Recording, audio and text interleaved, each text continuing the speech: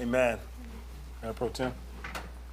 I pledge allegiance to the flag of the United States of America and to the republic for which it stands, one nation, under God, indivisible, with liberty and justice for all. Thank you.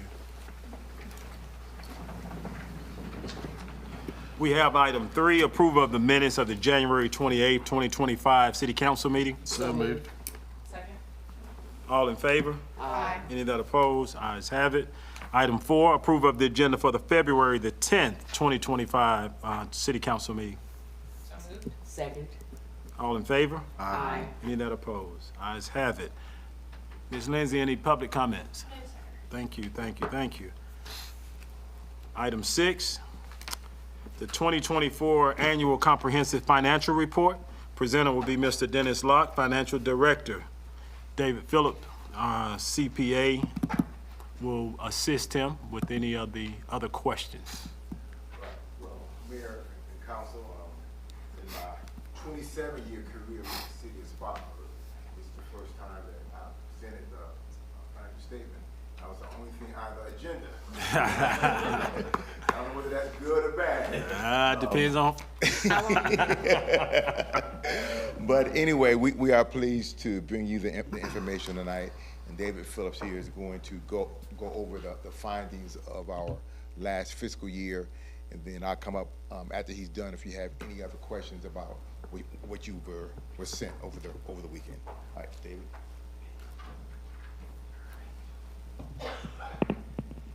All right. Let's see if the slideshow is there. All right, great. As you know, you probably may have seen electronic copy, but the bound copies are on the way. It just takes a little while to put those together. So what we thought we'd do here, we're not going to go through this. This is like 200 pages. That would be pretty bad, even though there's nothing else on the agenda. So I guess I could do that, but I wouldn't. I'd put you to sleep. But we'll just hit the highlights of the fiscal year 2024 audit. Want to remind you that y'all are putting together an annual comprehensive financial report. It's kind of a robust, more robust than required report. And one of the nice features, especially if you want to kind of be able to get a picture of how the city has trended over time, in the back there's a statistical section that shows 10 years of history. And it's really good if you kind of want to see, well, how is our hospitality taxes or how is our property taxes? It has in there your tax rates over the last 10 years. So there's a lot of really helpful information if you kind of want to get a quick, analysis or snapshot of kind of where you stand there. All right, so we like to remind everybody that these are your financial statements. So our responsibility, as the auditor is to issue an opinion. Remember, we look at things from a materiality perspective, usually around 1% to 2%. We test key items. We take samples of larger populations. And again, we're trying to just make sure that everything is materially correct, not perfect. Think about how many of you, your own bank accounts, do they always reconcile every month? There's probably a few dollars off, and you're like, I got it close enough. I'm not spending any more time on this. Well, some of that same principles here. We're just trying to make sure things are materially correct. And so when we issue our opinion, you have an unmodified, that's a weird term, but that's a clean opinion. If we modified our report, we would say everything looks good except for this. That would be a modified report. So you have a clean or unmodified opinion. All right, well, let's look at the thing I think that matters probably the most is your general fund balance. That chart really kind of shows a good picture over the last few years. If you remember in last year's ACFR, you in the fiscal year 24 budget, you had set aside $6.8 million for these projects. And that is that orange that you see in 23. The way the accounting rules work, if you appropriate fund balance for the next year, we have to show it as of June 30th because you've already committed to that. So if you notice, you see it up there, and then you look in 24, you see how it got spent. And so if you notice, the blue is your unassigned, and it actually increased. So again, you used what you had set aside for capital projects, and then the unassigned monies that your revenues exceeded your expenditures, you grew it a little bit from the prior year. So let's look at some of these other categories. Your total fund balance did decrease, remember, because you transferred that money over to the Capital Projects Fund. You did have some other types, non-spendable. You had some assigned monies, not much there, but the unassigned category, which is the light blue, is $9.7 million versus 8.5. So you can see how that grew a little bit, and that this is about 19% of your 2024 general fund expenditures. Last year, that was 18. So you grew that by about a percentage point there. The GFOA, which is kind of like the Bible of governments, they recommend a minimum of 2 months. So you can see kind of where, now you notice you can say, well, hey, the blue was a lot higher in earlier years, but that gave you the ability to deal with some of these projects as they came up. It gave you some of that seed money to be able to deal with that. And that gave you a lot of flexibility that you wouldn't have had if you hadn't been able to grow that fund balance in previous years. All right, well, let's look at some of the revenues and expenditures and kind of how they change. Your total revenues increased $4.4 million. The biggest piece there being property taxes. Remember, we had assessed value increases reassessment. That was about 12% growth there in fiscal year 24. And your millage, remember, you rolled it back. And so it went down 1%. So we saw about 11% increase in our property tax revenues over the prior year. You also had really strong growth in your fees, licenses, and permits. You see there of about 2.3, and then just some of the other revenues there. Your expenses, remember, you're a people business. Usually if those expenses are going up, they're salary and benefit related. And if you remember, you had that compensation study. Remember, you ramped that up, step increases. That was about 5% plus benefit increases. You know, health insurance, none of those things usually go down, unfortunately. They go up every year. Then the last thing there, I wanted to mention, normally I don't spend any time at all on other financing sources. That's usually transfers in and transfers out, but you had a lot of activity going on with these capital projects. So I kind of wanted to show you a little snapshot. So this next slide is a little busy, but it kind of gives you a picture to see what is going on with the general fund. We had some SPEDAs that were entered into for about 1.4. It's kind of like finance purchase that we had to reflect some new accounting rules. Had a small gain, but the next two areas are the real key. You had transfers into the general fund of $13.4 million. Remember, you recognized and used about $8.5 million of your ARPA funds. And the way the accounting rules work, you have to reimburse your lost revenue in the general fund. So the money gets transferred out of the ARPA fund over to the general fund, and then it becomes free and clear. And then you transfer that money into the capital projects fund. So there's $8.5 million that helped to fund some of these projects. You also, in the general fund, you transferred in about $3.5 million from the hospitality tax fund, and then about 1.4 from some of your other enterprise and governmental funds. So that kind of built the kitty. So then we look at the transfer out. There's the 6.8 that we talked about in the budget that had been planned for. 8.5 million coming in from ARPA that was brought in. And then you had 1.9 million you transferred to your equipment replacement reserve fund. Remember, you use that for police vehicles and stuff like that. And then we list some of that. But remember, you had a lot of projects going on, and this was helping to support those projects, most of which were being paid out of that capital projects fund.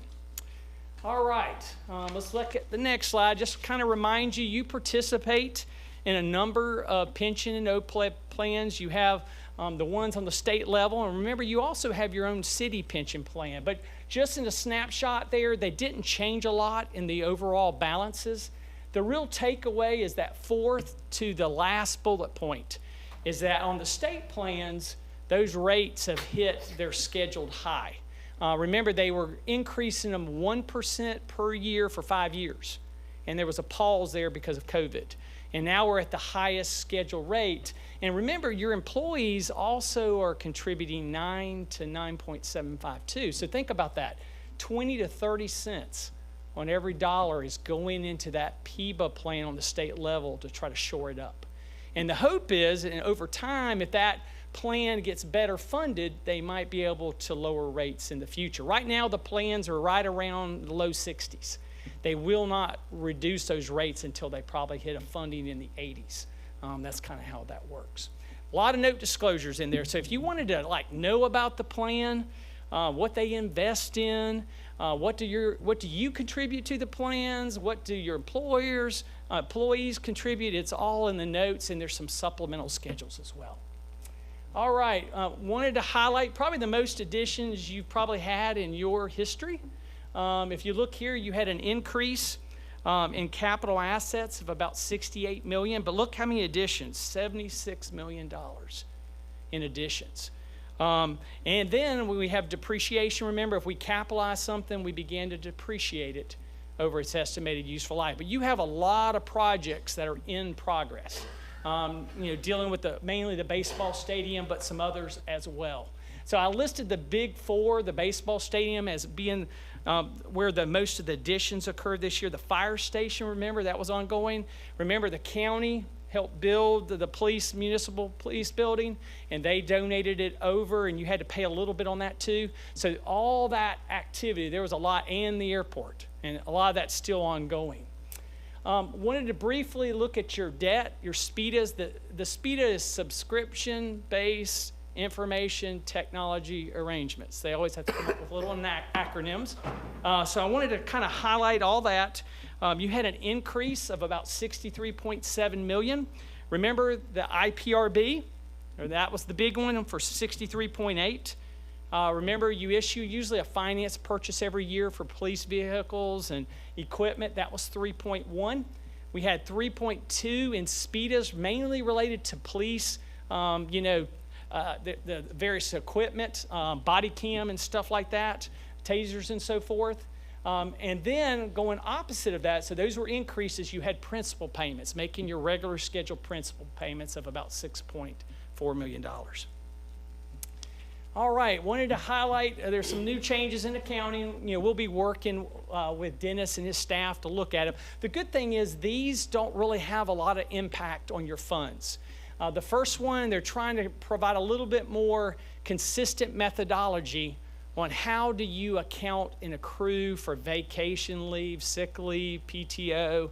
They want all entities out there to kind of be treating it the same way. But that'll be a government-wide liability, much like the pensions. The last item there, GASB 103, they want to start encouraging people to put more meaningful explanations inside of this report of why things changed. Like if you had a budget and you amended it, why? Why did you amend the budget? And if you're over the budget, why? Or if you're under, why? So again, that's kind of what they're really pushing towards. And also they just want more explanation of what is going on in your core mission or activities around that could impact you in the future. All right, we always have to remember, look at single audit programs. If you expend more than $750,000 in federal monies, which you always do. This year, unfortunately, you won the lottery. We had to look at 4 of them. And so, if you notice there, we're kind of listing the 4, the public safety partnership and community policing grants. We had to look at the airport improvement program, the highway planning and construction, and the ARPA grant. So all 4 of those we looked. We did come across one small issue related to the airport improvement program. The annual report got prepared, it just never got submitted. They were doing the monthly reports, but the final one for the year didn't get submitted. So that's just something we made you aware, and the staff is already working to fix that for the future. Related to the financials, this year was probably the busiest accounting year. At least I would say, I told this to Dennis, probably one of the 3 hardest audits I've ever been through, just because there was so much going on. And we kind of chose poorly, Dennis and us. We decided, hey, let's start it early this year. Let's do it in October. That didn't work well. We got in here and everybody, there was just so much activity to account for dealing with the construction contracts. There's some weird accounting. Remember, you got $42 million from one grant from the state, another $12 million from another grant from the state. And the way those grants work, you don't get to recognize the revenue until you incur expenditures. So every time the expenditures change, we have to change what we recognize in revenue. It's like you're chasing your tail. So we were doing a lot of that, trying to get it all right and working with the contractors and so forth so that those balances at 6/30 were materially good. A lot of times it isn't so much that there aren't good bills, it's just we've got to get them in the right period. If the services and the costs were incurred prior to June 30th, we got to get those recorded, even though we may not get an invoice for a couple months. We've got to accrue them back. And so that's where we had a couple findings where we had to help with the balance sheet closeout to just kind of get everything there. And then also on the grant side in the federal, making sure that we recognize the right amount of revenues related to these projects. So again, there was a lot of activity going on. And, you know, the staff was just trying to do its best to keep abreast of all that needed to kind of be recorded there. All right, so that's that. The last thing there is a management letter, which I know that Dennis will send out if he hadn't already. If there were issues with management, lack of integrity, they didn't want to record something we thought needed to be recorded, they were difficult to work with, we would need to let you know those things. We didn't have any issues like that, but again, if that ever came up, that would be what that separate letter is. I think that's it of the slide. Any questions? Because I know I'll go kind of quick there. Questions? Thank you for all the hard work that y'all put into this, and to our council members that sit on that audit committee. Quick question about, well, I have two questions. My first one on the compensated absences piece, is that something that we will implement this coming year? Correct. Is that what you said? Correct, Okay. fiscal year 25. Okay. And then one thing that, and I haven't seen the document yet, but one thing that we've talked about, you know, as we have development agreements and a developer might get a 20-year tax abatement, one thing we've been curious about is, do we have a schedule of when those projects from the past are going to be rolling on to the tax books? You mentioned the increase in, the 11% increase in property value. I can imagine, maybe not this year again, I don't know because I don't know that timeline, but that some of that are these projects that are finally rolling on and those as those abatements expire. But is that something that's reflected in this document of that schedule of those projects? We are reflecting what those entities are paying you. They may not be paying the full assessed values because they're under a fee lieu. Right. The county and probably the city, they have detailed list of all those.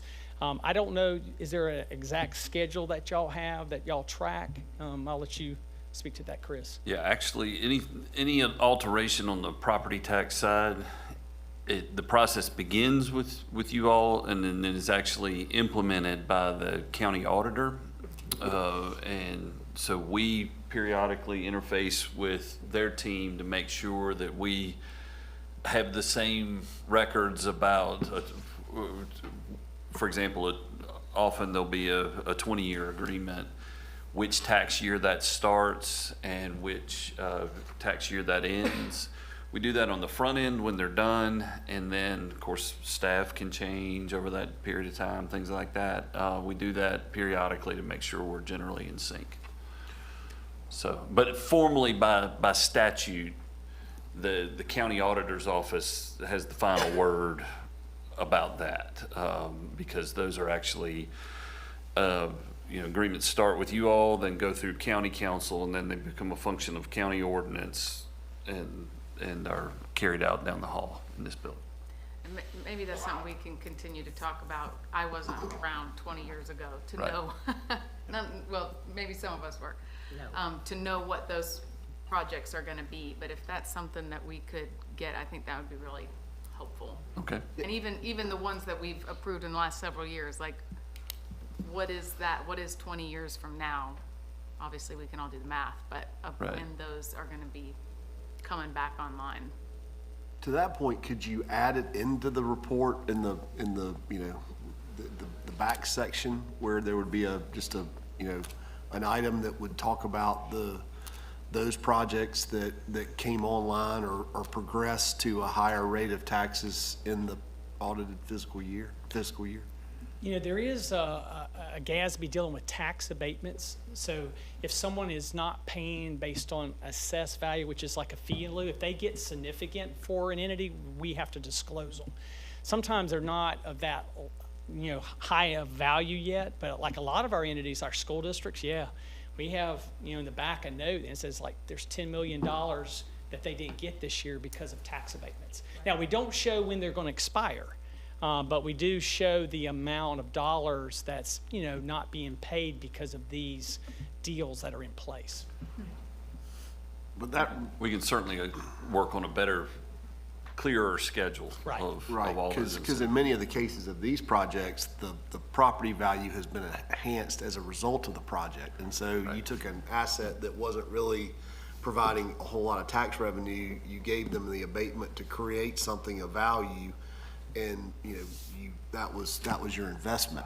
And so, you know, seeing when those flowers bloom would be important and helpful so that we can, you know, keep that coming. Because to your point, I mean, you know, the investments that started 20 years ago, they're gonna start coming online and adding a real, you know, real benefit to our bottom line. Mr. Mayor, Yes, sir. can you go back to the slide with the general fund bar graph? Okay. There. So 23, we committed the 6.4 million from our general fund to go to the 6.8, yeah. 6.8 to go to the capital projects fund. That was actually in your fiscal year 24 budget, but we Right. have to like accrue it back to 6/30/23, right? As in assigned. Yeah. But we don't have anything assigned from our general fund. I just want to confirm this to be moved this coming or the current fiscal year. No, we always try to July look 1, at your, like, we 24 looked at through- your fiscal year 25 budget to see if you had appropriated We any did not. additional significant funds, and we didn't note any. So is the anticipation, this is probably more of a Chris question, that we'll begin to hopefully ramp that general fund? Yes, sir. I mean, that's a matter of policy that the council can certainly direct staff where you want to be. We have generally sought to be in line with the GFOA guidance of 2 months of cash flow. There's two main reasons why you keep unassigned fund balance. The first is for liquidity, you know, timing of payments, and, you know, expenses don't always line up with the times over the course of a fiscal year that money comes in. So we haven't had liquidity concerns in a couple decades at least. The second reason that you maintain unassigned fund balance is, you know, there could be unexpected things where the bottom falls out, and you have an opportunity to rely on a cushion. It's that second point where it's really, we ought to have some dialogue about what council's comfort level has been. At the staff level, we've been, over the past at least 10, 15 years, we've been trying to be somewhere between 16 and 20%. And it is probably gone as high as 22 maybe, and it's probably gone as low as 15 or 16 in the Great Recession. But we've been in that range. And if it were to be a policy goal to be higher, the only downside to being higher, and there are some local governments where they have a goal of being significantly higher, it means you have undeployed assets. And our disposition at the staff level has been, until we got some key facilities in line, which we're very near the end on, getting all our key facilities in line, that it didn't make sense to be sitting on cash when we were in need of certain facilities. But again, as we get our head above that horizon and can look out, we ought to have a conversation about where you all want to be going forward. And Chris, if we're budgeting conservatively, which we traditionally have, and not been surprised by either a lack of revenues or an increase in expenses, I think it should naturally increase to give us the flexibility to do what we did last year, which is deploy excess cash into capital projects? Yes, sir. Because like if we wanted to, if there was a capital project that came along today that we wanted to do, we no longer have that cushion to transfer $6.8 million. So I think as long as we're growing it, that gives us, or future councils, flexibility to not take on debt for a capital, like we did for the fire station. That's correct. I mean, that's. Rather than taking on debt, we decreased our general fund. Instead of taking on debt, we used some excess cash we had in the general fund. I think Yes. wise to be in that position again in the future. Yes, sir. We would never want to recommend to you all the decisions that were predicated on the assumption of future year positive budget variances, you know. We have experienced positive budget variances most of the last decade. We might have had 1 or 2 years where we didn't, but the overwhelming majority of years we've been in the black. That's good. We want to continue that, but we never want to make forward-looking decisions presuming that'll be the case. Right. How did we end up versus our budget in revenues and expenses? 1 point something to, I don't remember the number to Give the me 1 good, second but and we I'll were, flip to we it. were in the black, over $1 million. Yeah, you were up, revenue over budget about 3.9 million. And then on your expenditures, you were slightly over, but part of that was because we had to record that SPIDA. Yep. Which was kind of a new transaction. But if you looked at it net, you know, you took that out, without those other financing stuff that we're talking about, you would have increased about 2.4 million. So we had a surplus Yes. versus a deficit. Right. And remember too, you know, we're budgeting as soon as that everybody's gonna be there the whole year. Yep. That's just not reality. You know, people turn over, but you gotta budget that, and so that creates some windfalls in the sense of you can, When we approved our budget, we budgeted that our expenses and revenues would match. This year, like every other year for the last 5, they didn't. We had more revenue than expenses.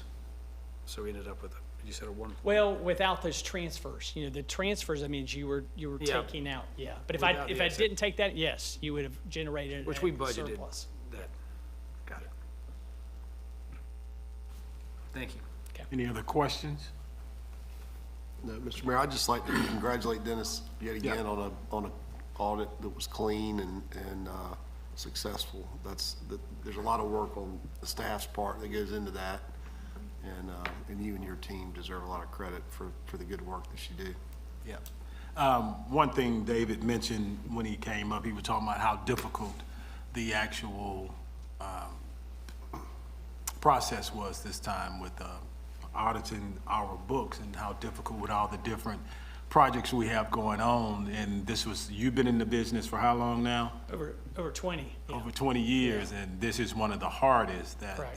you've Well, seen. if you remember too, we have a blended component unit we added into your financials. We added the Spartanburg Revenue Fund into all these different funds to help track a lot of the stuff for the baseball. Right. So the first year it's always hard, then going forward it isn't as hard, but it takes a lot of time the first year. Yeah. And I just wanted to make council aware of what a fine job Dennis Locke and his team are doing for us. And Jamie and I, of course, had the opportunity to speak with David on Friday past to get some of the same information about where our financials are here in the city. So unmodified, great place to be. So again, thank you, David, for your help, and Dennis, thank you as well, buddy.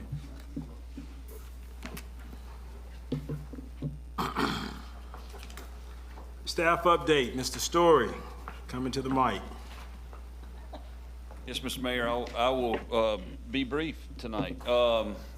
Just wanted to let you all in the community know that we are continuing to work on storm debris collection. The volume of crews is reduced, as we believe most, I will be far short of saying all, but most has been dealt with. But there are, so we encourage the public to share information, and we continue to work with our contractors and our internal crews and with SCDOT to punch through the remaining storm debris issues. As you know, we are playing catch up on conventional green waste collection. There are really two components of our conventional green waste collection. They use different types of equipment. The big vacuum trucks that pull leaves, we are making additional passes this year. That schedule was impacted by the hurricane, and of course the commingling of materials has impacted that. And then the equipment that we use for smaller green waste, we're playing catch up on both fronts, but folks are generally bearing with us about that and understanding the impact of the storm and all the tree work that it triggered in response to cleanup efforts. Our public works crews have done an excellent job, but we do ask folks to communicate with us because we don't believe we've had a comprehensive inventory of every need that's out there on that front. I just wanted to echo the comments that council made in regard to our finance staff. It seems like every year we have a new wrinkle, and this year was particularly complex with a really significant public-private partnership associated with the stadium that involved some braiding of funds from multiple different sources.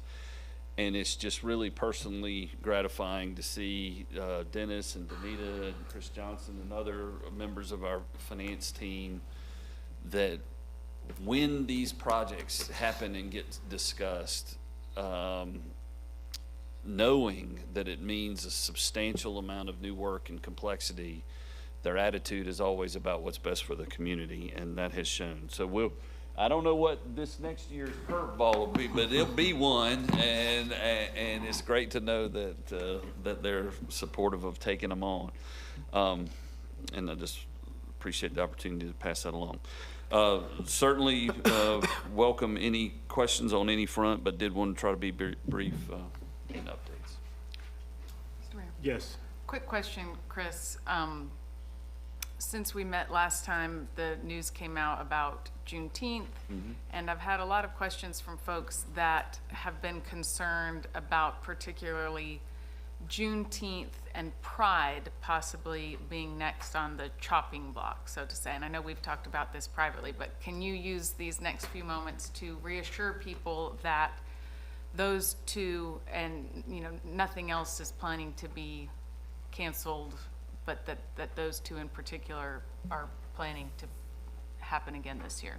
Yes, we consider those to be two very important events in our event schedule, that they serve important community purposes. And the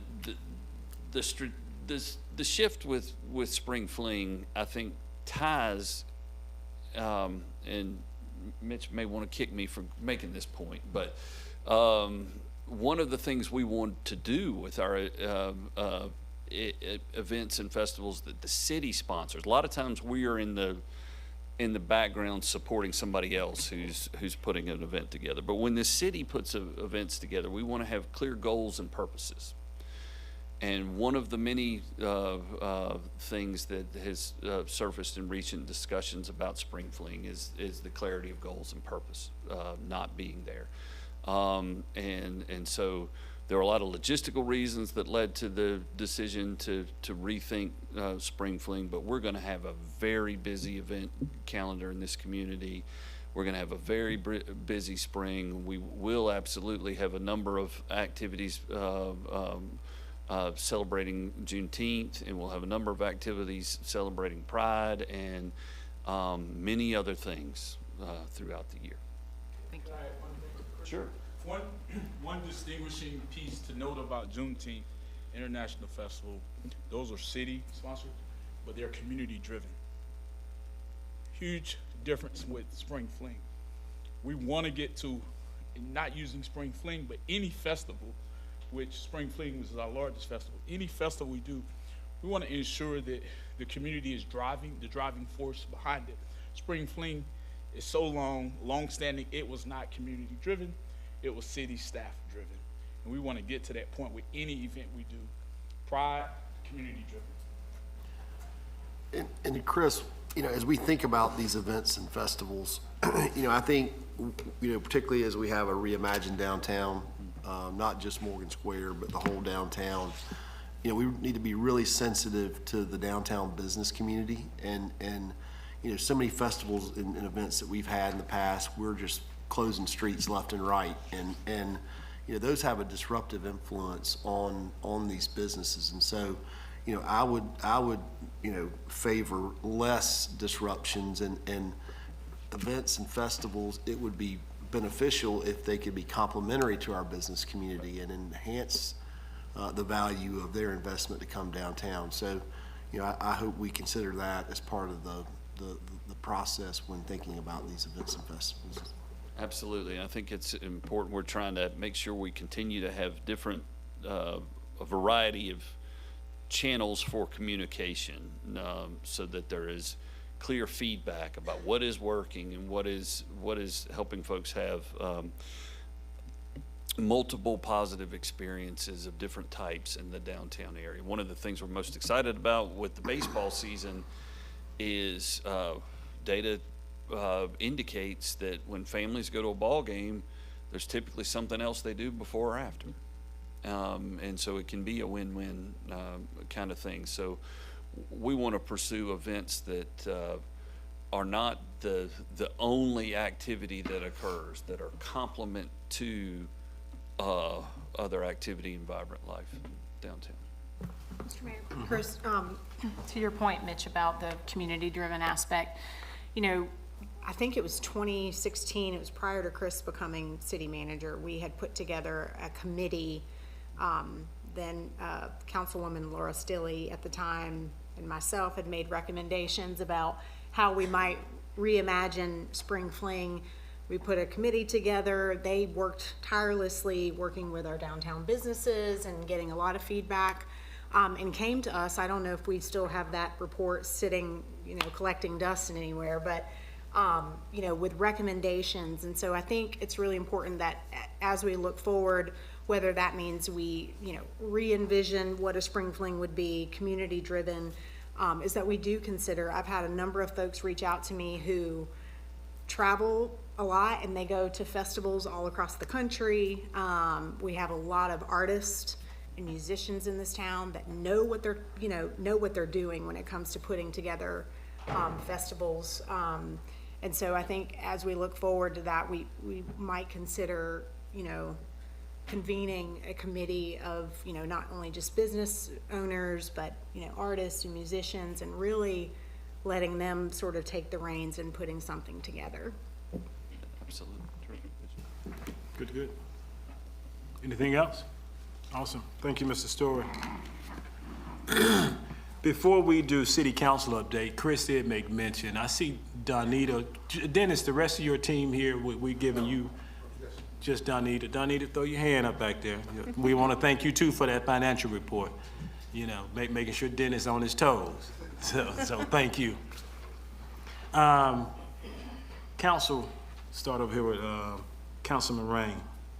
Council updates. Yeah, I just wanted to thank the finance team and our auditors, and also thank Chris and the rest of the city staff. I think it's important that we keep doing what we've been doing, which is living within our means as a city and not, spending less or equal to our revenues. And I think we've done that, how many years in a row? At least 5. So thank you all. Let's keep it up.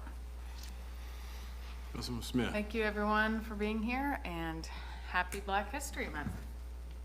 Councilwoman Littlejohn.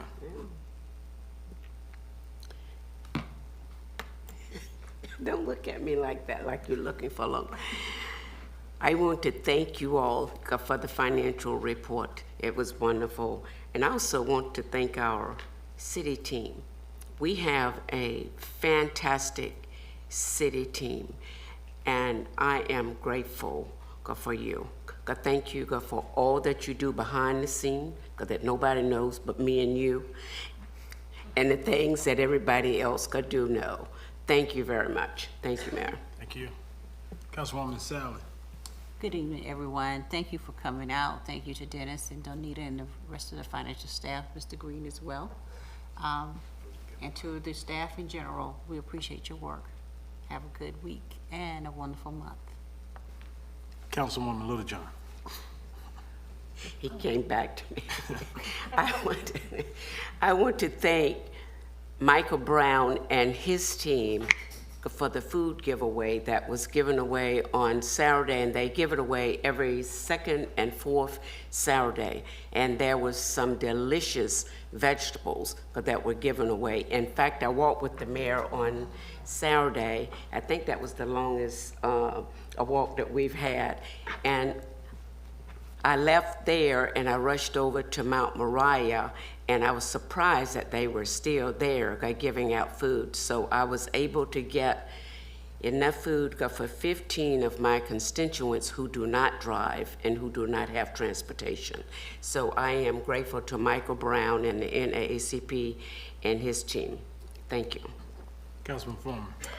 Mr. Mayor, I just echo the comments of my fellow council members and wish everybody a great month. Mayor Pro Tem. Mr. Mayor, Dennis, thank you to you and your team. I'm always fascinated by people who have such a, like, they really, really are so interested in the numbers game. It gives me anxiety, and so when we get those reports, it just makes my brain hurt, and so I'm so glad that folks like you are highly interested in it and do such a good job with it, because I would not. I would probably fail the audit. But thank you all for being here, and go Birds.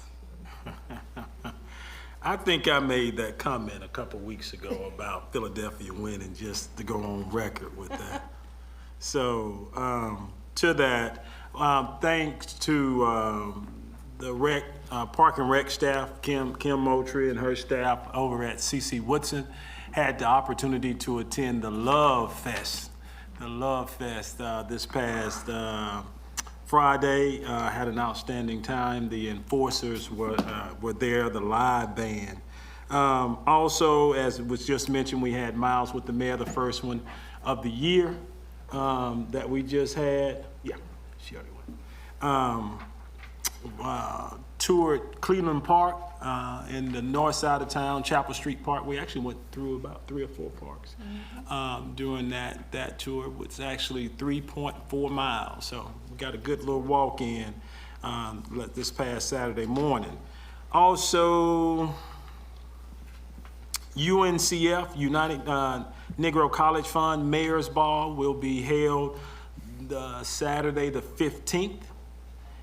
In Greenville, as it usually is, and the upstate mayors are there sponsoring and hosting the gala, even though it's in Greenville. So helping participate and support the United Negro College Fund. Had a couple other things.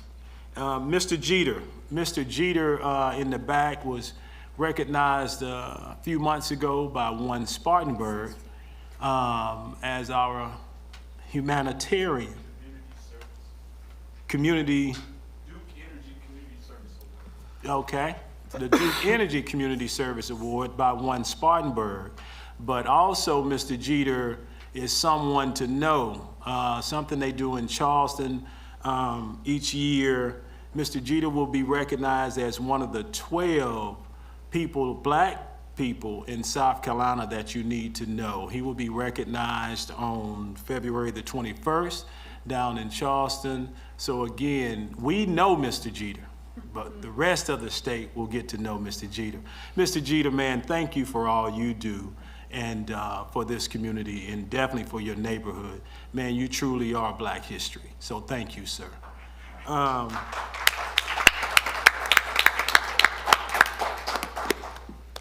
And to that recommendation, that we adjourn. Second.